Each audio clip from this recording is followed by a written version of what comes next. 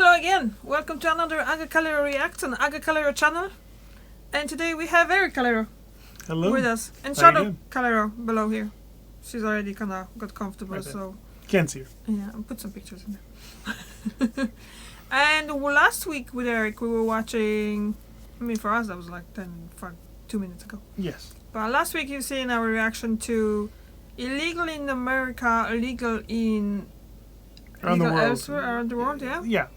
From legal, and today, now we're gonna be watching legal in the US, but illegal elsewhere. Again, from legal. What reminded me last week was, what was illegal in the US was a certain cheese that had maggots in it, which was legal elsewhere in the world.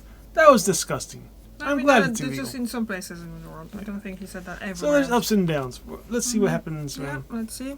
Stuff that's legal here, or United States.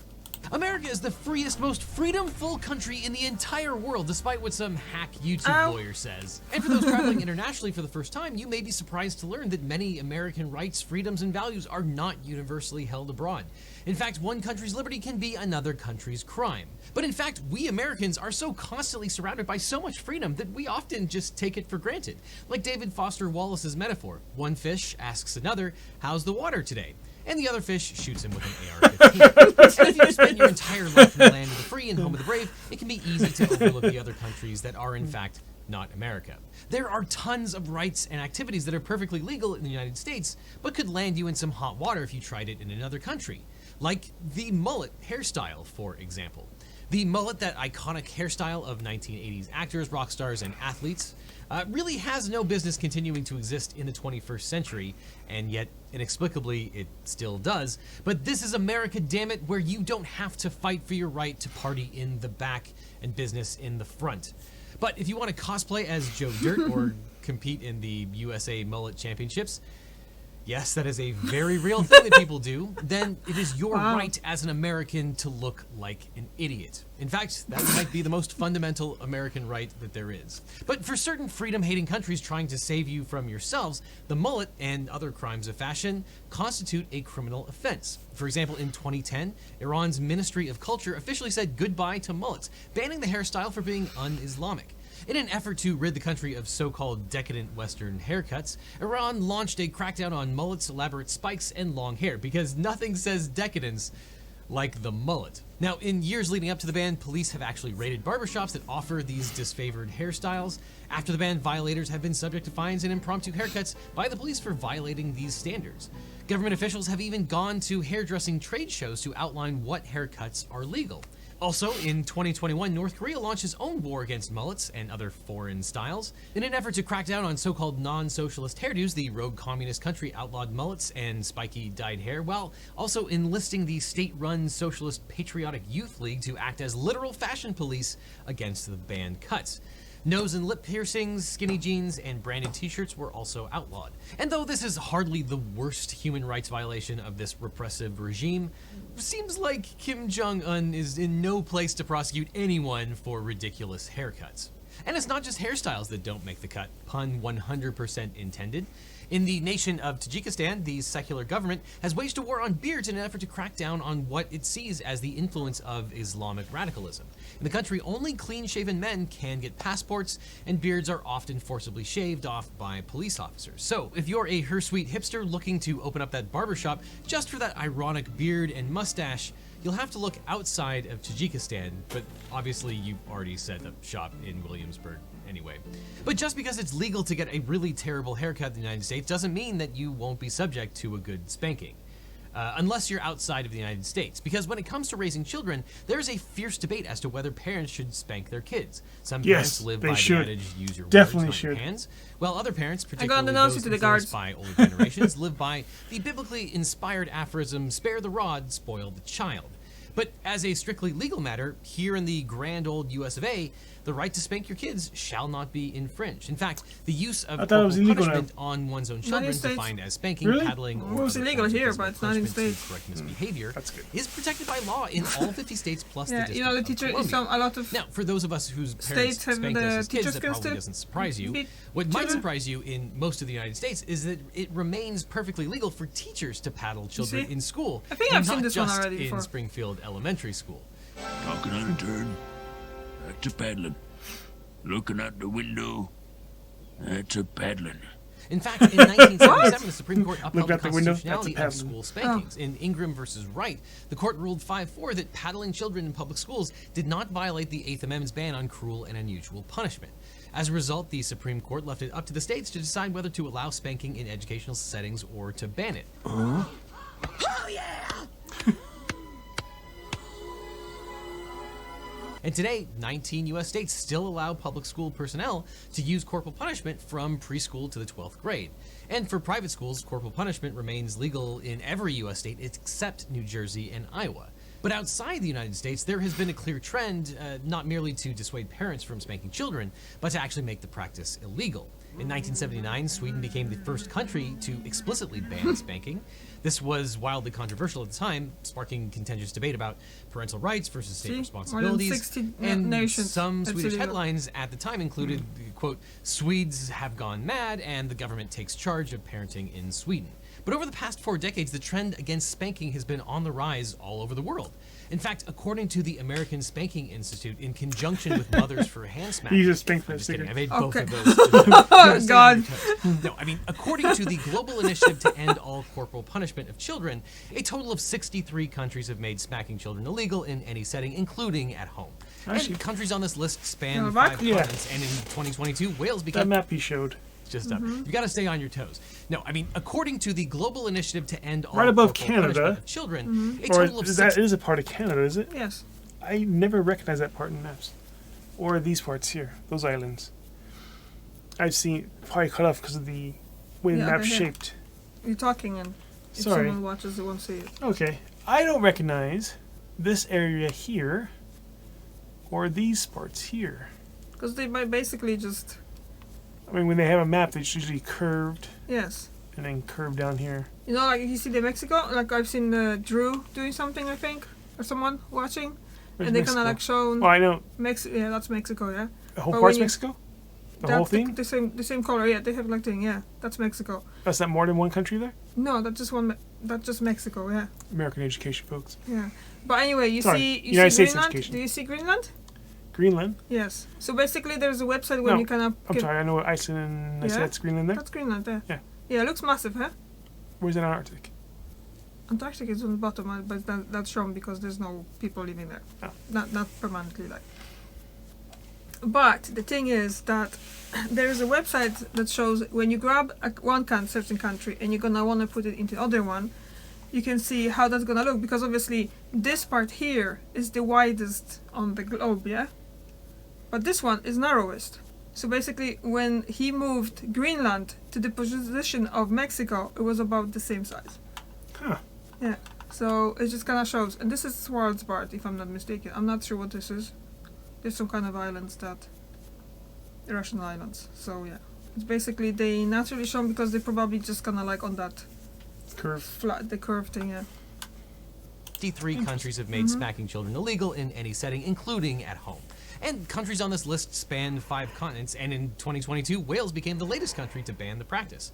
And the bans are even more numerous in school settings, with corporal punishment in schools now outlawed in 135 countries. Ooh, you better believe that's a paddling.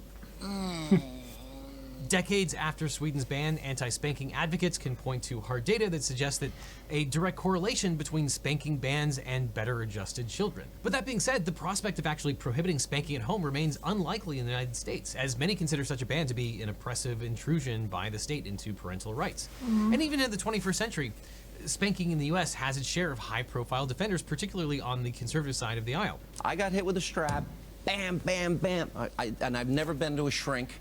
In 2014, Fox News commentator Sean Hannity famously defended parents' rights to spank their children, citing his own upbringing by beating the desk with a belt to a confused panel. I got it like this. And I deserved it. I was a troubled kid.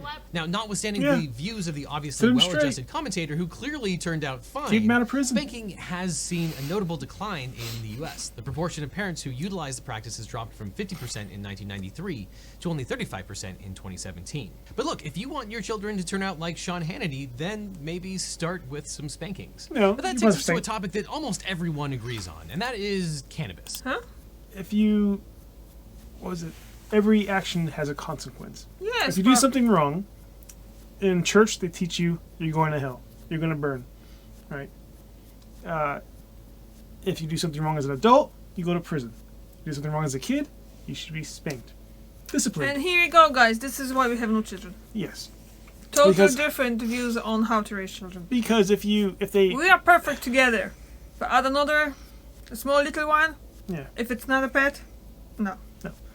If a kid does something wrong, and say, oh, okay, don't do it again, that's it, then they'll probably do it again. If they do something wrong, come here, son, whack, whack, whack. They understand there's pain to that action. They won't do it again.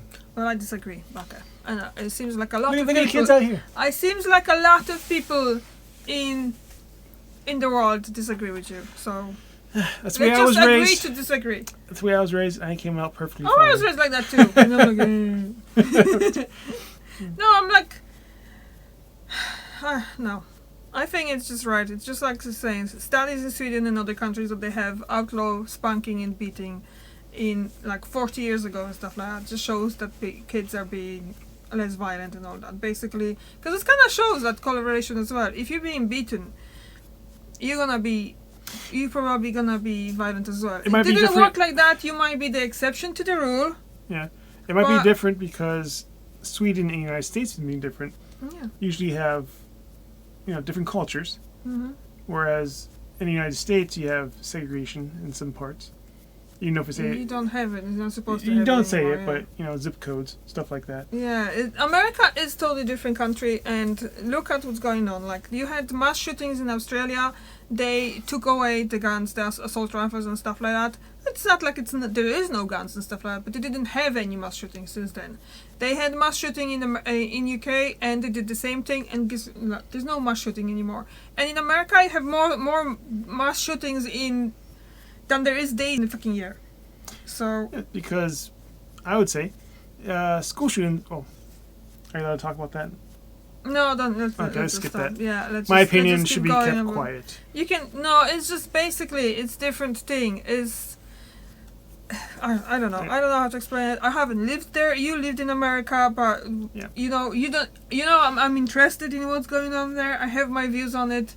You actually pretty much don't care. Anymore. No. You care. Yeah. I mean, this is the safest ways. In Ireland. This is the safest place I ever lived. Even in good neighborhoods in the United States, this is the safest place I ever lived. Mm-hmm. So, it is what it is. Yep. Anyways, sorry.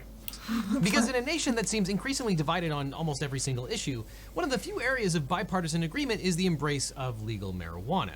Now, although cannabis remains illegal under federal law, the feds have allowed states to experiment with their own loosened restrictions because, well, I'll let John Mulaney explain that one. With weed, it was just something we wanted really badly, and we kept asking them for 40 years, like, excuse me.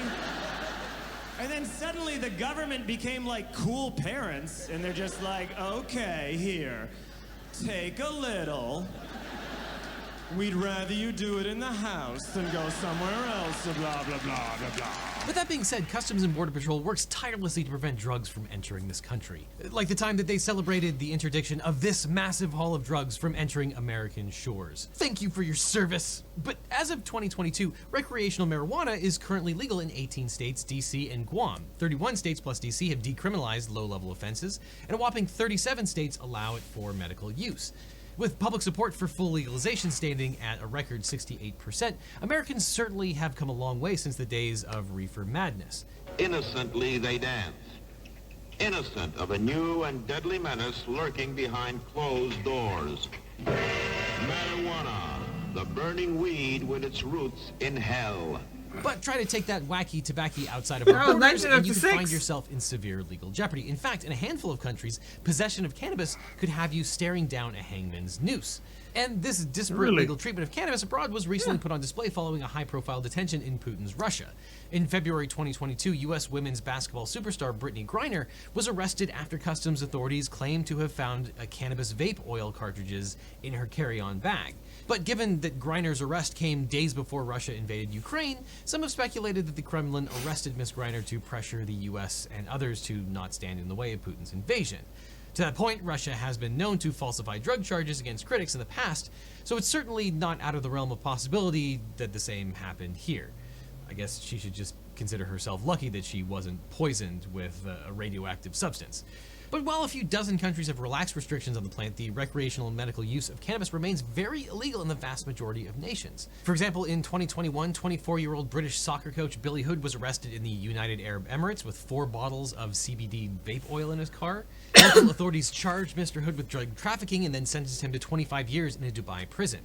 Mr. Hood's sentence was then reduced to 10 years on appeal, but he remains incarcerated. In 2013, Egypt executed Charles Raymond Ferndale, a 74-year-old British citizen, for allegedly smuggling 3 tons of hashish, which Ferndale insisted until his death that he had been tricked into doing by third parties. In 2021, Singapore sentenced Umar Yaqub Bamadhaj to death for bringing at least 2 pounds of cannabis into the country in 2018, and like Ferndale, his lawyers also argued he did not knowingly bring drugs into the country. Though despite America's comparatively looser pot restrictions, America still has over 40,000 people in jail for marijuana offenses, something that absolutely requires fixing. And even with these disparities, at the very least though, toking up the United States will not result in the death sentence. But that's something that you can change in America because you have the right to vote. But you also have the right to not vote if you don't want to, because while millions of Americans stand up every election day to have their voices heard, millions of Americans also choose to sit down, stay home, and deliberately not vote at all.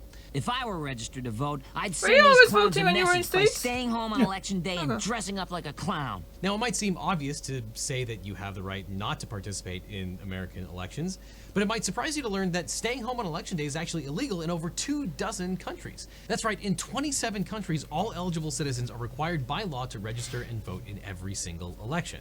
Though several countries like Chile, Italy, and the Dominican Republic that previously adopted mandatory voting have since abandoned the practice. A handful of countries with compulsory voting don't actually enforce any penalty for failure to vote, like Bulgaria, Costa Rica, and Mexico, but over a dozen countries enforce a penalty for failing to vote in elections. Some countries penalize non-voters with outright disenfranchisement. In Singapore, a voter that misses an election is removed from voting rolls and must re-register and submit a valid reason for not voting. Other countries issue fines and can even result in jail time. Brazil requires all eligible citizens, excluding the illiterate, voters aged 16 and 17, and those aged 70, to vote or be subject to a fine of less than $1. In Australia, citizens are legally required to go to their polling place, but can choose to decline to participate after signing in. However, failure to show up at the polling place at all can subject Aussies to a fine of 100 didgeridoos, probably, or the equivalent of $14 to $34 US, and citizens who repeatedly refuse to pay the small fine can actually go to jail. Among countries with compulsory voting laws, there are those that tie voting directly to your pocketbook. For example, in Peru, a voter must have a stamped voting card to obtain certain services and goods from some public offices. And in Bolivia, a voter is given a card to prove participation, and a citizen who cannot show proof of voting within 3 months after the election will be ineligible to receive a salary from the bank. Advocates for this compulsory system liken the democratic participation to civil responsibilities like taxation, jury duty, and military service, and argue that participating in democracy is a duty instead of a right. Others argue that forcing people to vote compels higher voter turnout, as Australia rarely falls below 90% participation, while Brazil's most recent presidential election was just below 80%. And compare that to the United States, where voter turnout struggles to crack 50% in a midterm election and only occasionally breaks 60% in presidential contests. However, the idea of forcing people to vote and punishing them for non-participation is not a popular concept among nations with voluntary suffrage. Critics see voting as a civic right rather than a duty, and contend that forcing someone to vote is counter to the very idea of liberty and free choice. And some American legal scholars contend that mandatory voting laws would constitute compelled speech that violates the First Amendment, as the right to speak necessarily involves the freedom not to speak. So as long as you live in the United States, you can rest assured of your constitutional right to say none of the above. The only thing that's silly is the power of the people's vote. And I think the people should use it to vote for none of the above. Now, if you want to see even more dumb criminals and terrible lawyers, check out my new video, Too Hot for YouTube, but I'm sorry to tell you, it's too hot for YouTube. To see that video, you'll have to head over to today's sponsor, Nebula and CuriosityStream. Because on Nebula, my videos always come out early with 0 ads, and I release exclusive content all the time, like an entire video about legal stories that are not safe for work and are way too hot for YouTube, as well as exclusive videos like things people misunderstand about the Constitution, why NFTs are bad for creators, and my first full-length documentary, Bad Law, Words Good, and tons more, all exclusive to Nebula. And even though this exclusive content is available only on Nebula, you can get Nebula for free with CuriosityStream. Nebula is creator-owned and creator-operated. There's new exclusive content released multiple times every single day. Oh, and by the way, we've been developing Nebula like crazy. Nebula now has apps for iOS, Android, Apple TV, Roku, Fire TV, Android TV, and it was recently nominated for its first Streamy Award. My fellow creators and I really care about Nebula, and that's why we're thrilled to be partnering with CuriosityStream, because they're the go-to source for the best documentaries and long-form educational content on the internet. They even have an entire section devoted to unsolved mysteries and crime, so if you like my videos, you'll love the thousands of titles on CuriosityStream.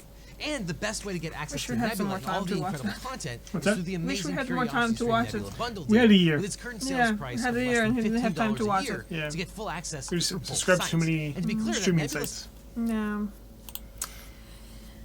So what do you think? It was interesting. Something surprising? I always thought spanking was illegal now, even in the United States. Well, you learned that it isn't. How old is this video? I don't have the date published here, so. Is it illegal where you guys are from to spank your kids? And What what do is you your think? opinion? Yeah. Should they spank your kids or should they not spank your kids? Sorry, should you spank your kids or should you not spank your kids? No, the question should be, should the parents be able to spank the kids or not? Just not beat the crap out of them. Yeah, this is the whole problem as well. Like, because if you have people that is spanking the kids, there would be someone like, oh yeah, it's not illegal. And Well, if they have black eyes and missing teeth, a broken nose, then yeah, okay, I understand. That's a beating, not yeah, spanking. but some people are just gonna, oh, just spank them and just freaking bounce off on the freaking thing. Like, is it? They fell down the stairs. Yeah, something like that. Yeah. So, it's violence. It's violence. I don't think it should be allowed. Yeah, just sit and talk. Make sure they understand. Give them a shake. You're not supposed to shake the Why did you do it? Yeah. Okay. Thank you very much for watching. I'll see you tomorrow and I'll see Eric next Friday. See ya. Bye. Bye.